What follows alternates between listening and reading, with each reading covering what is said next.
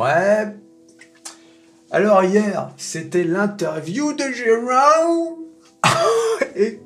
Alors je vous avais dit, hein, la dernière fois que Jérôme avait parlé, il n'avait pas été très hawkish. Hein, Et donc les marchés avaient fait comme si de rien n'était. Et oui, les marchés avaient monté. Là, on s'attendait à ce que Jérôme soit plus hawkish pour dire au marché, les gars, qu'est-ce que vous avez compris de ce que j'ai dit là? Hein, il va falloir se calmer, les taux d'intérêt, je vais les monter jusqu'au ciel. Voilà, bon. Résultat, il a tenu exactement le même discours que la dernière fois. Il a parlé de désinflation. Hein, il l'a dit, je sais pas combien de fois ce mot. Ah, il faut se mettre à sa place. D'un côté, s'il disait l'inflation monte, n'arrête pas, on va le traiter d'incompétent, puisqu'il est censé faire baisser l'inflation à 2%. Donc il est obligé quand même de se faire des fleurs. Il est obligé de dire non, non, le processus de désinflation a commencé, il a répété je sais pas combien de fois. Alors du coup, regardez, hein, ça a pas loupé, les marchés ont réagi direct. Et que... Aïe aïe aïe. Regardez, le Dow Jones, par exemple, on va commencer avec le Dow Jones. Discours de Jérôme Powell, bing. Voilà. Pourquoi? Bah parce que les robots ont détecté le mot désinflation. Ah, il n'en fallait pas plus. Là, finalement, on commence à voir un peu plus en longueur ce qu'il raconte. Ah, parce que c'est comme ça que ça se passe. Hein. Ce sont des robots qui analysent les réponses, parce que là, c'était pas un discours, donc il l'avait même pas à l'avance. C'était un gars qui lui posait des questions, donc...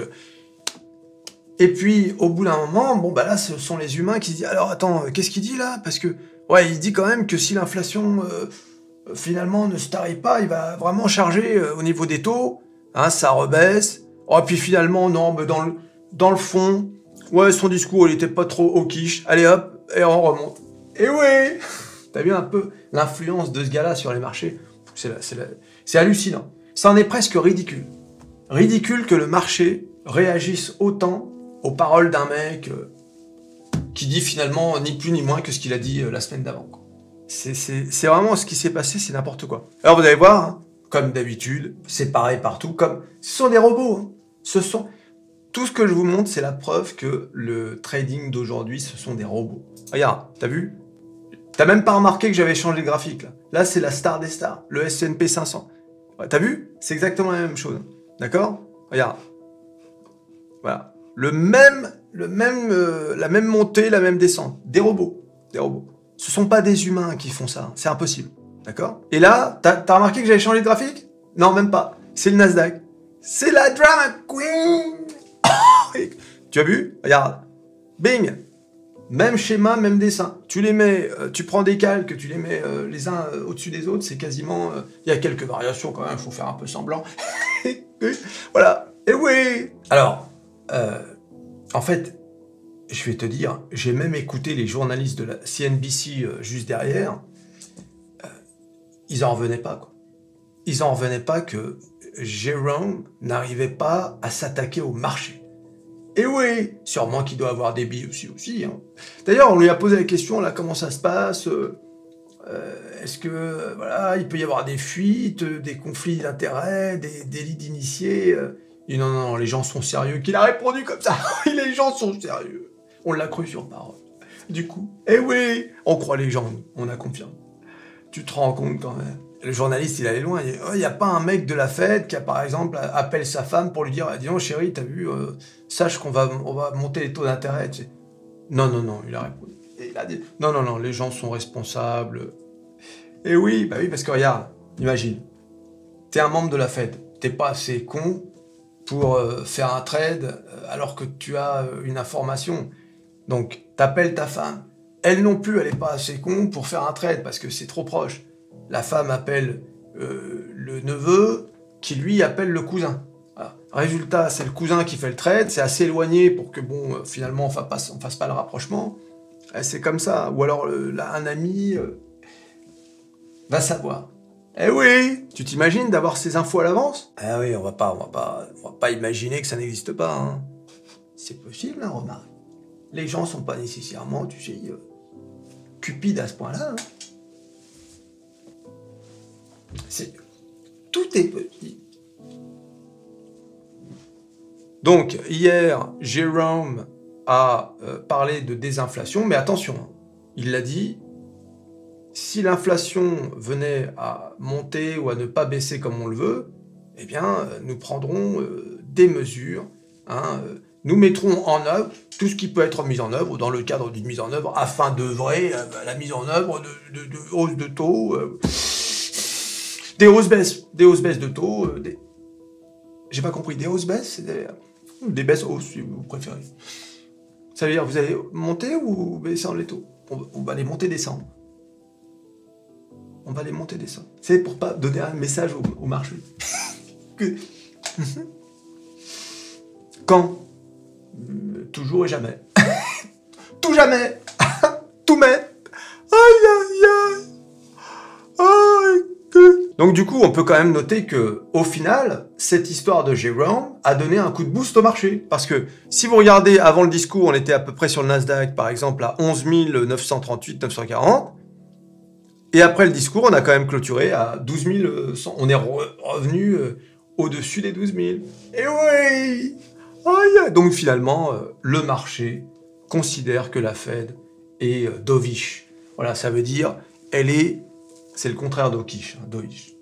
Elle est pro-marché en quelque sorte. Elle va commencer vraiment à calmer les taux, les baisser. C'est ce qu'a pricé le marché. Le marché a pricé que désormais 2023 était l'année de l'oseille.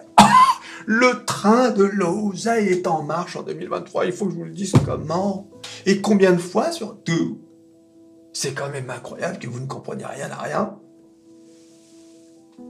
Alors, certains d'entre vous m'ont fait remarquer que hier, j'avais posté la 100e vidéo de Métamorphose 47.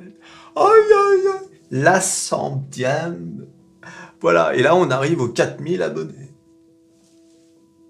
Merci à vous tous, hein, parce que sans vous, j'aurais certainement pas posté 100 vidéos. Hein, je me serais peut-être dit, bon, apparemment, ça n'intéresse personne, allez hop, je passe à autre chose. Ah, parce que je suis comme ça, moi. Si ça n'intéresse pas, je me casse. Ah oui, j'ai pas de ça à faire. Mais bon, ils sont où les 10 000 abonnés? C'est pour quand? Abonnez-vous sur Twitter. Et donc, du coup, on va regarder ce qui s'est passé sur l'euro-dollar au moment de l'annonce de Jérôme. Vous allez voir, c'est drôle. Alors là, vous avez Christine, hein, souvenez-vous, hein, discours de Jérôme, hein, 1,10 $, discours de Christine. Depuis, ça n'arrête pas de décrocher. Et bien, regardez.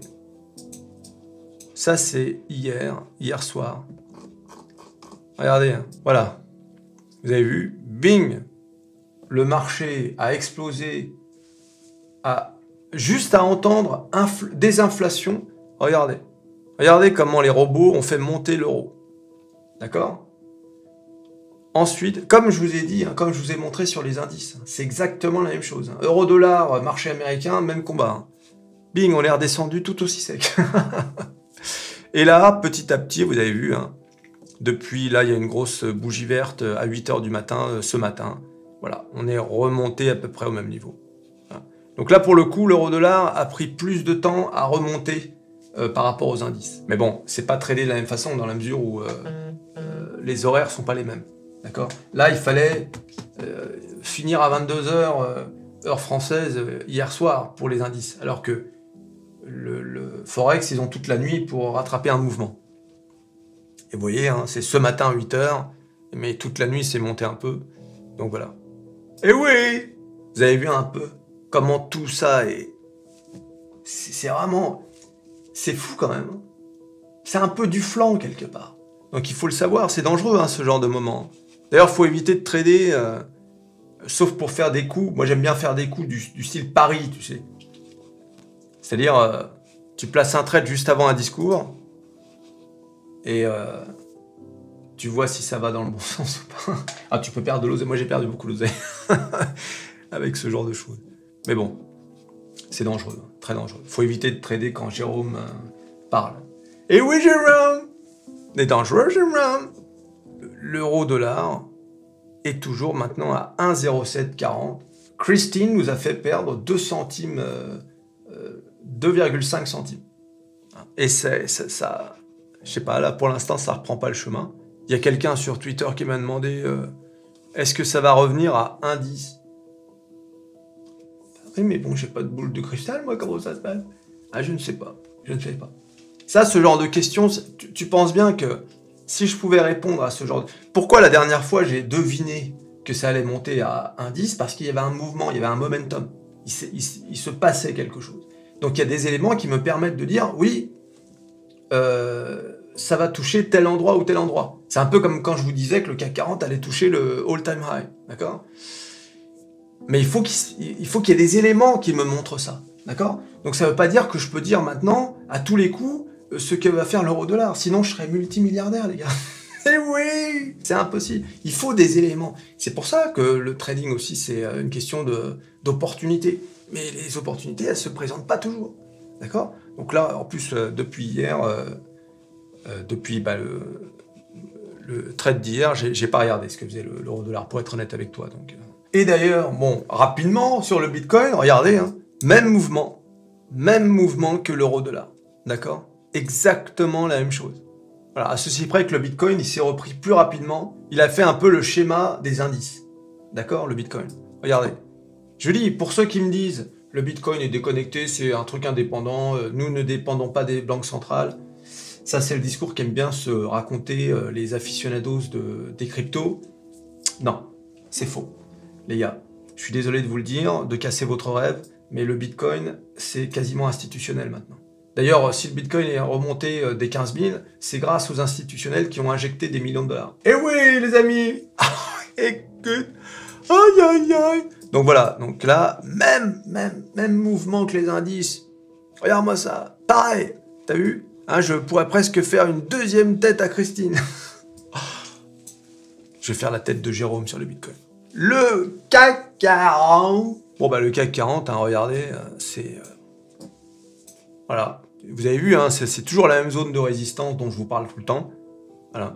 On y vient, on en sort. On y vient. Bon. Le all-time high, il est là. Comme je vous ai dit, c'est un aimant. C'est un aimant et on va y aller. D'accord? On va y aller. Ok? On va y aller. Je vous dis, même à revenir, j'ai même pas besoin de faire un dessin. On va y aller. C'est tout. On range. Regarde-moi ça, comment ça range. T'as vu? Entre 7000 et... allez, on est allé jusqu'où, là? 7235, quand même. T'as vu un peu? C'est quasiment un acquis, le all-time high. C'est... Allez, mets un billet, hein, pour ceux qui tradent les indices, hein, 2,85%. C'est presque trop facile, quelque part. Le Dow Jones! Le Dow Jones, voilà. T'as vu, hein, j'avais fait un dessin la dernière fois, rien n'a changé. Bing, bing, bing, bing, bing, bing, voilà. Bon, voilà, t'as vu, regarde. C'est le range permanent. Ah! Voilà, c'est le range permanent. Le Dow Jones. Le Dow Jones! Aïe, aïe, aïe! La star des stars! Regardez, toujours là. Elle est dans cette zone de résistance, t'as vu, elle en sort pas, je vous ai dit, hein, pour les nouveaux sur cette chaîne, hein, j'avais dit, hein, pour vraiment qu'il se passe quelque chose, il faut qu'il y ait un plus haut qui soit désormais plus haut que celui-là. Parce que là, c'est bon, il est acquis, le plus haut est plus haut que là. Mais il faut un plus haut que celui-ci pour qu'on puisse dire, ça y est, là vraiment, le S&P 500, il est retour au bull market. Voilà. Parce que là, dans cette configuration-là, on peut avoir une sorte de catastrophe et revenir un peu comme ça, hein, avant de repartir, parce que je vous ai dit, 2023 est l'année de l'oseille, donc de toute façon, ça va monter. Est-ce que ce sera en première moitié de l'année, deuxième semestre? Aucune importance, ça va monter. C'est évident, hein, je veux dire, le mouvement, si tu le vois pas là, regarde. Tu vois bien le canal baissier de 2022 qui s'arrête là et là. Maintenant, eh oui, regarde, là tu la vois bien la flèche. Voilà. Et là maintenant, c'est reparti. C'est reparti. Il y a un mouvement, les gars. Si vous le voyez pas, je suis désolé. C'est l'année de l'oseille. Il y a de l'oseille. Prévenez vos amis, vos familles. Incroyable. L'année de l'oseille. C'est ce que je disais l'autre jour sur Twitter. Mes vidéos sur TikTok, tu sais, elles vont entre 2000 vues, parfois pour les plus grosses, 140. Il y en a même une qui a plus de 220 000 vues, mais peu importe. Ce que je voulais dire par là, c'est que c'était que dalle vis-à-vis des vidéos de divertissement où des gens font des idiots, font des blagues, ou dansent, ou je ne sais quoi, ou violents, etc. Qui font des millions de vues. Donc ça n'a rien à voir. Et en fait, t'as beau dire aux gens dans des vidéos, les gars, il y a de l'oseille à se faire à la bourse, ils en ont rien à foutre. Rien à foutre. Tu vois. Je sais pas comment faire pour intéresser les gens à la bourse. Je sais pas. C'est vraiment très bizarre. On a l'impression que... Ouais, c'est vraiment ça, quoi. Ils en ont rien à faire. Et, je sais pas. Peut-être la peur de la bourse, peut-être le désintérêt. Ah, si t'as une explication, dis-le dans les commentaires. Hein, ça intéresse. Voilà, c'était ma réflexion philosophique du jour. Tu t'abonnes, tu likes, tu partages, tu cliques sur ta boîte de raviolis, sur ton tube de mayonnaise, et on se revoit à la prochaine vidéo. Allez, salut.